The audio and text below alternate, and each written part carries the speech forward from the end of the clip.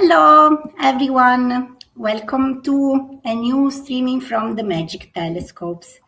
Today, we organized this streaming for the International Cosmic Day, which is a fantastic event that every year reminds us what are cosmic rays and why so many people in the world are willing to study them and understand them. So for this special day, we decided to talk about how our telescopes can detect cosmic rays and also actually gamma rays. I will just introduce myself. I'm Marina from the Magic Telescopes. And yes, I hope more people will join for this nice streaming. And let me also tell you something more about how Magic Telescopes detect cosmic rays. What are cosmic rays? Maybe you know, maybe you don't know. They are particles that can come from different sources in our universe. Cosmic rays are charged particles, but we can also detect particles which are not charged, like photons, for instance. Why cosmic rays are so interesting? Because some source in the sky, can be a galaxy or some other special celestial object, can emit very high energy particles, and then they reach the ground, and we can try to understand why these such energetic particles are produced. Some powerful process can emit them, and we try to detect them and understand exactly where they come from which location in the universe, and their energy, and to understand the physical processes that can create them. And what is the interesting thing? When these particles, cosmic rays or very energetic gamma rays, they enter the atmosphere, they are so energetic that they interact with the nuclei in the atmosphere, and they produce beautiful showers of particles. So we have a cosmic ray coming, but then in the atmosphere, we have a lot of particles, charged or not charged in the atmosphere. And these beautiful showers can tell us a lot. The showers of particles that we can detect in the atmosphere, if they travel faster than light, faster than light in the atmosphere, then they produce Cherenkov blue light, which is the actual light that we detect with our telescopes. So with this Cherenkov light, we can understand the characteristic of those showers and then understand more about cosmic rays and gamma rays. With the Magic Telescopes, we use a special imaging technique that allows us to reconstruct the energy and direction of these particles and then know a lot about them. But now, okay, you will be able to ask us any question later. So don't worry, if there is something that is not clear, you can ask us. You can comment on YouTube or Facebook and we will answer you. But now we have other people that I want to introduce you, starting with my colleague, Serena. Hello, everyone. My name is Serena Loporchio from the University of Bari. Welcome to our streaming event on Magic Telescopes and how they can be used to detect cosmic rays. So as we were saying, cosmic rays are a very energetic radiation coming from outside our planet, and we want to study it. With Magic Telescopes, we are interested in study electromagnetic radiation and the highest energetic electromagnetic radiation, which are gamma rays. So if you are not familiar with the electromagnetic spectrum, here is a recap. We have several energies, several wavelengths. Each one of these energies arrives from the universe. And they all together tell us a story. They tell us something about the very far away object in our universe, which we could not study if we didn't get those messages.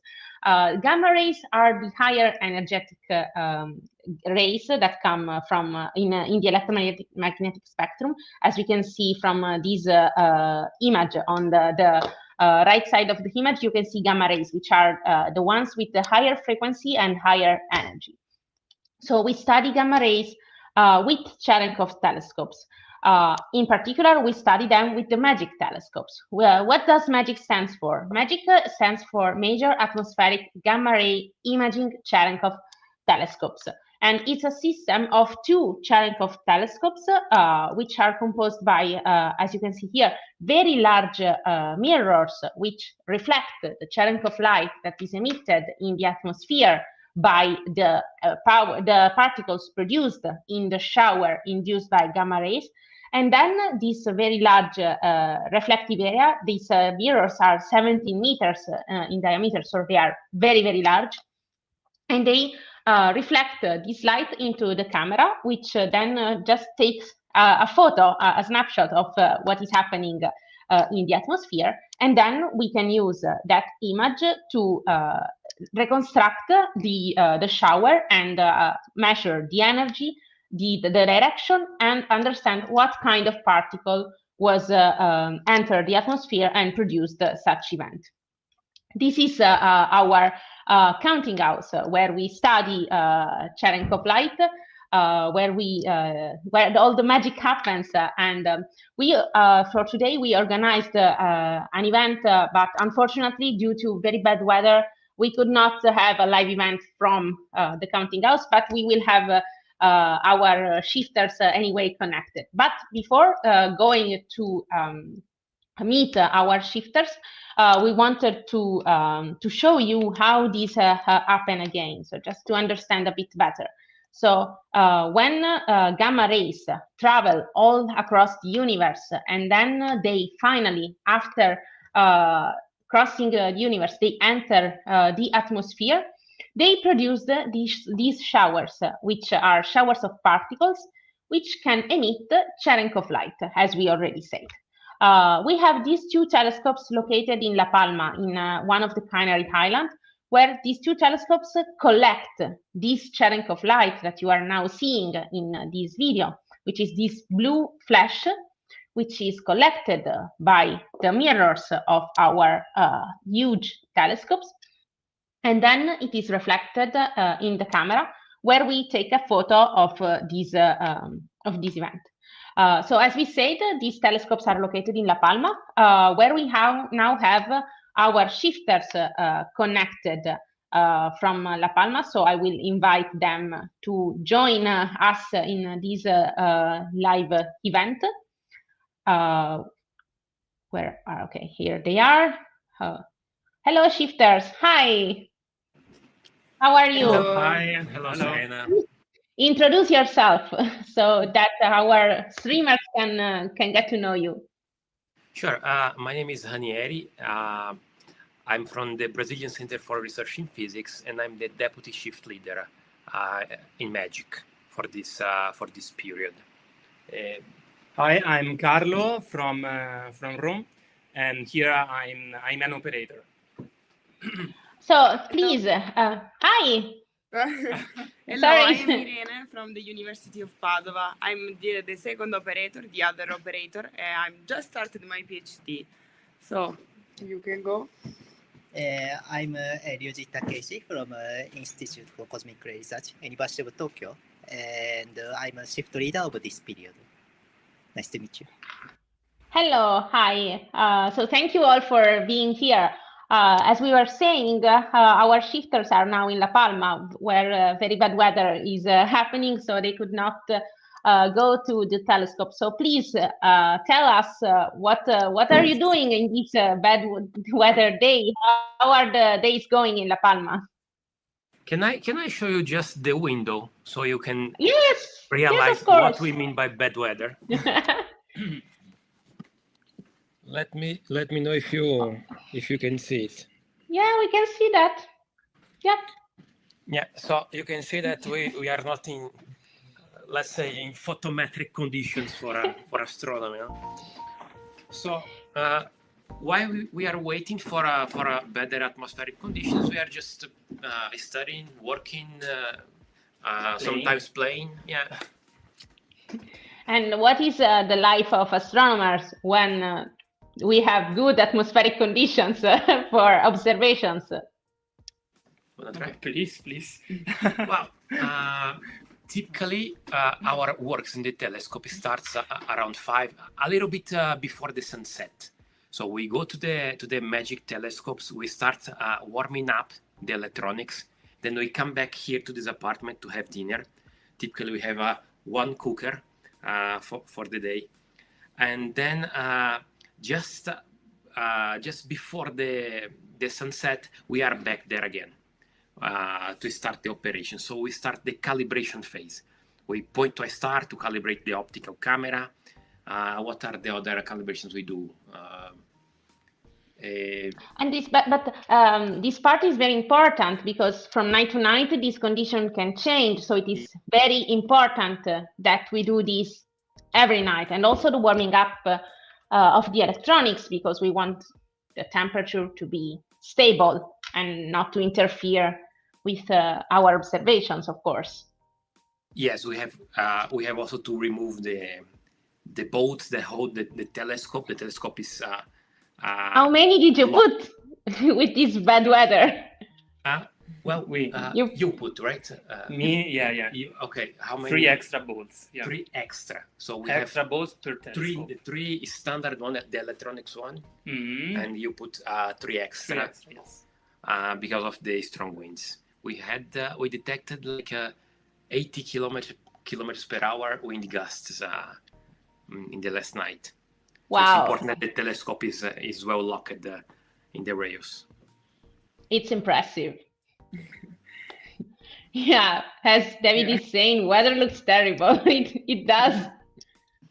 It is, yeah. Okay, so then what happens after you calibrate the camera?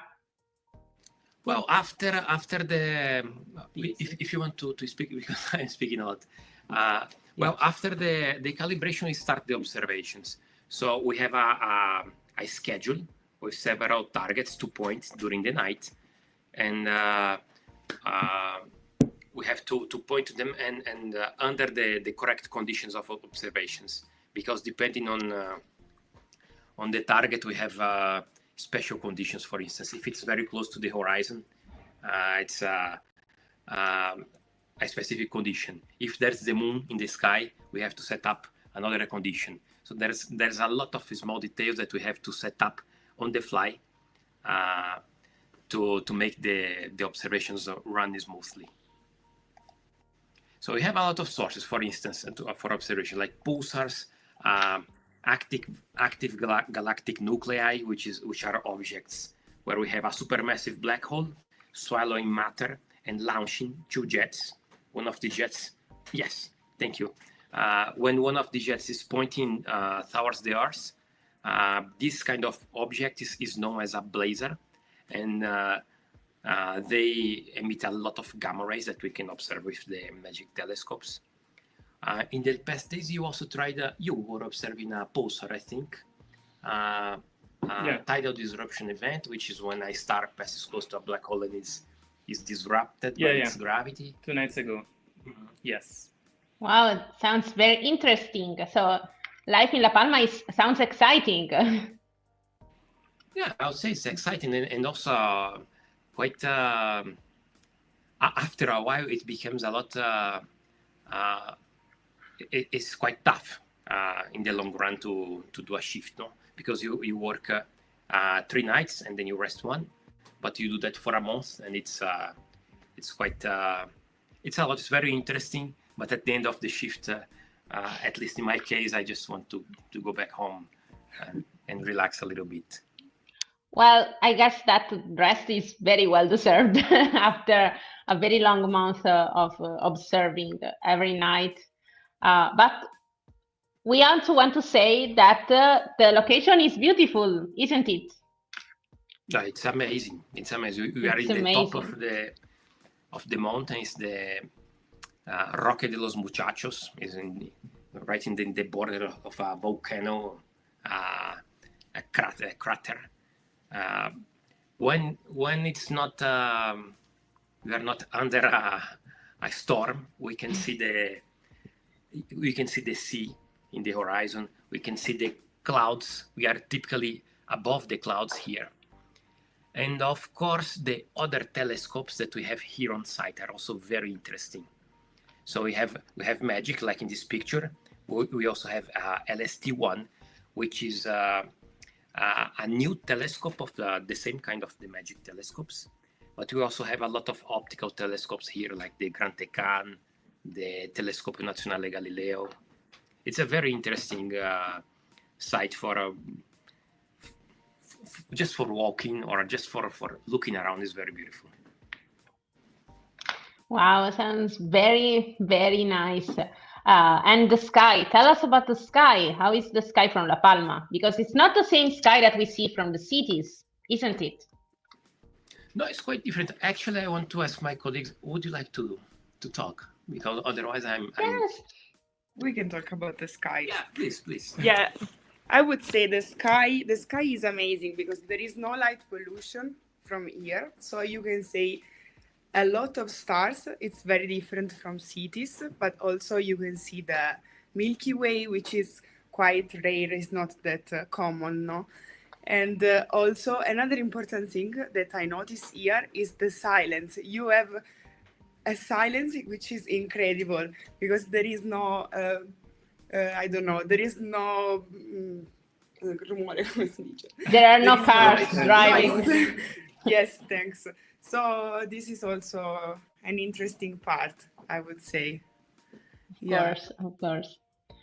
And then you get to live with the colleagues and enjoy each other's company for about a month. So it's also a different experience so to what you get when you usually, you work 9 to 5, 9 to 6, usually back home. It's a different experience. It's also interesting because you can interact with other people from other countries. Know each other better inside the collaboration. Yeah. There was a comment, I guess, which was a question, but I missed it. Sorry. Oh no, it was not for us, I guess. Oh. But we have several comments. We have Julian says hi, and he tells us to stay safe. Of course, he tells you to stay safe in La Palma, giving the very bad weather that you are experiencing, and also they are wishing for you to get your well-deserved rest, since you are working a lot in this month. We are pretty sure that our shifters will manage to rest at the end of their observing time in La Palma. In fact, we have probably we didn't explain it earlier. We have crews that change basically every month, so that our shifters get some rest, and a new crew comes to La Palma to operate our telescopes. It is important that there are always new people, fresh people that are not tired, and they can do their work safely, because of course La Palma is a very remote location. It is not only far away from, the observatory is far away from the cities, but also La Palma is far away from the mainland. It is in the middle of the Atlantic Ocean, so it is good that people are, well prepared and fresh, and do not overwork too much, of course, for safety reasons. But okay, so safety. Yeah, we are sure. How are you entertaining in the past days? I mean, you say that you played. What were you playing? Games, guitar? Tell us. Well, we are very curious. For example, someone brought the Switch, so we played Mario Kart together.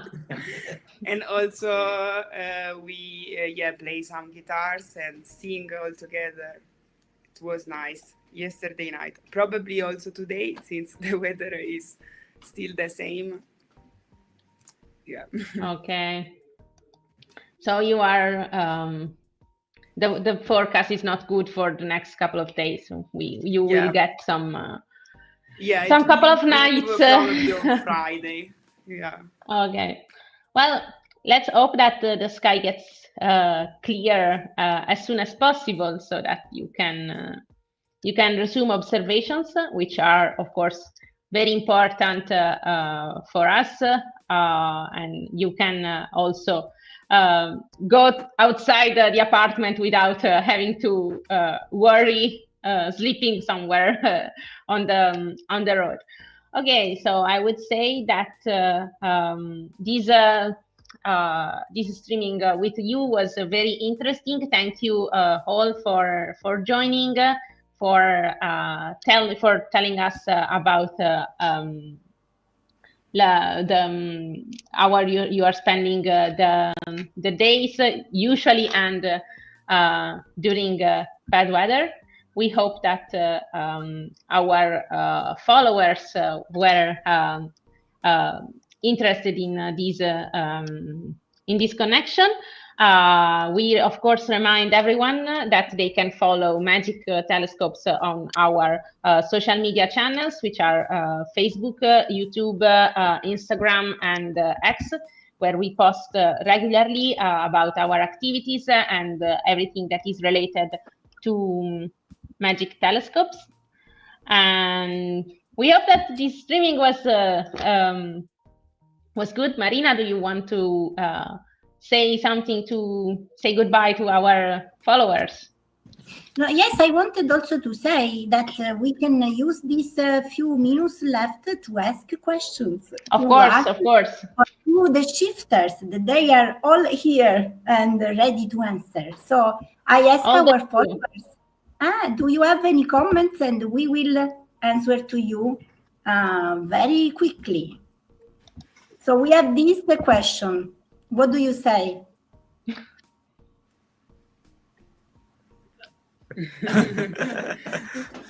Okay, thanks. Thanks. Yes. And then we have also this question, maybe, but I don't understand it. I hope it's not a bad, serious or bad word. Okay, but you understood the previous one, Marina? Baioiaio, I would say yes. Yes. Okay. Very good. I don't dare because I'm not sure. Okay. Well, thank you anyway for following us, Dimiens. Okay. Guys, yes, ask us questions. We are ready. Well, okay. No questions means everything was super clear, or maybe there is some delay in the arrival of comments. I don't know. Anyway, okay. So, there is a question. Have you fitted medium telescopes for slightly higher energies? I know the answer, but I want to other young people to speak. Shifters, let's go. Medium telescopes or slightly higher telescopes. Yes, it's under construction, and so for air shower observation, higher altitude observation means some smaller development of the particle showers. So we prepare medium-sized telescopes, and also it is located. It will be located in this next to Magic and LST telescopes. So it is under construction, and so that's the smaller ones are medium-sized telescope in this site. Okay, thank you very much for your answer. We have also another question how do you reconstruct the track of particles in a shower? So is anybody of you willing to answer? Yes, actually, we don't track single particles. We track the light emitted by the whole shower, the whole cascade, and it's easier if you have more than one telescope. If you have 2 telescopes or more, because we can triangulate the shower and recover it. We can do that with a single telescope, but it's a bit harder. Yeah. So Okay. Yeah. This image yes. explains So very well. using 2 telescopes, we can reconstruct the original shower shape by the particle of measured timing and signal sizes. So using that 2 informations of 2 telescopes, we can reconstruct the original gamma ray direction. Okay, very good. Thank you all for your answers. Let's see if we have any other questions.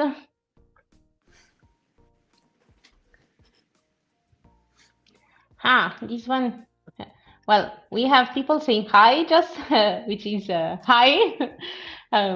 We have another question. How often do you work with other telescopes, for example, Chandra, SKA, or others? It depends on shifters. So each shifter has different some research topics, and someone is working for only magic, and someone is working for not only magic but also other telescopes or satellite projects. I can answer this in my particular case, actually. I typically go twice per year for optical telescopes. Like I go to TNG, the Telescopio Nazionale Galileo, which is here, La Palma. And sometimes I observe with the Brazilian telescopes that are in Chile, like SOAR or Gemini. They are not exactly Brazilian. Brazil is part of the collaborations of these telescopes. So typically I go twice per year to other telescopes. In my case, I'm working on MAGIC and CTA LST. So I work for twice per year only in here, Canary Islands. Okay, nice. How can the discoveries you make apply to day-to-day situations? Well, this is the hard question. These are the hard questions, yes. Well, this is one question that always pops up when we do outreach events and streaming, because of course people are wondering. You are there in an island in the middle of nowhere. How can the science you make? I think I can answer that to Sofia Barbero. What we do here is mainly fundamental science. Let's separate fundamental science and applied science. Applied science, you can directly apply it to the daily life. Fundamental science, you apply in the science. So we are helping in developing the science itself. Okay. For instance, the first experiments with electronics done by Michael Faraday at his time were basically meaningless for the daily life. But nowadays we cannot do anything without electronics. So what we do here is fundamental science. So it's applied to develop the science itself. Okay. And it is important. Sorry, go on. Of course. This about the scientific projects we have, but on the technical part, at the end we develop new technologies to build the telescopes and the site and the structure. Correct. Thank you. And also, I wanted to add that applied science would not exist without fundamental science because they are strongly related. So all the discoveries that we make that looks not pointless, but what is the application? They will have an application, even if we don't know yet, but sometimes in the future, we will use what we are discovering now to change the society, to make new applications. So of course, you have just to stay tuned a little bit. Okay, I think we have basically just people now saying hi and wishing you to, of course, to enjoy your time in La Palma and stay safe. So yeah, I don't think we have any more questions. There are people laughing? Okay. Okay, well, I will now thank you, shifters, again for joining us, for giving us a little bit of your time. And we wish you have a nice, restful couple of days until the weather gets better. Yeah, and thank you. And see you next time on our live streaming events. Bye-bye. Thank you. Hello. Bye. Bye-bye. And thank you everyone who joined the event, asked questions, and followed us on social media.